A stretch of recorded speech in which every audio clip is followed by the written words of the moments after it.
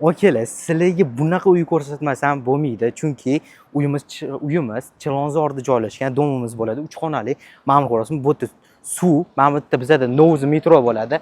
Yangi qurilib bitkazilgan mana bu domimiz bo'ladi. Mana buni ko'ringlar. Hozir sizlarga u tomondan ham kiramiz. Bu yerda mashinalar qo'yib qo'yish uchun alohida garaj qilib ketilgan.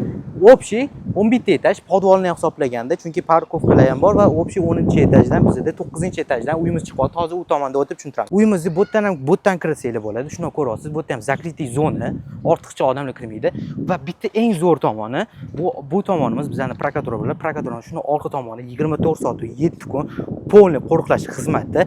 Eng zo'rini aytaman, kadastr tayyor joy. Shuni olasiz, bosh og'riq qilmaysiz. Bu yerda o'zi ortiqcha domlar ham sotilmaydi. Bitta dona hozirda domim sotuvda bo'lyapti. O'shaning uchun ulgurib qolishingiz kerak.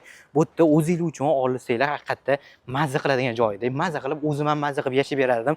Chunki yashil hudud hamma tomoni bemalol zo'r tomon. A blok, B blok bo'ldi. Boshqa mana B blok, bu A blok. Boshqa bloklar e'tibor yo'q, ikkita blok bo'ladi.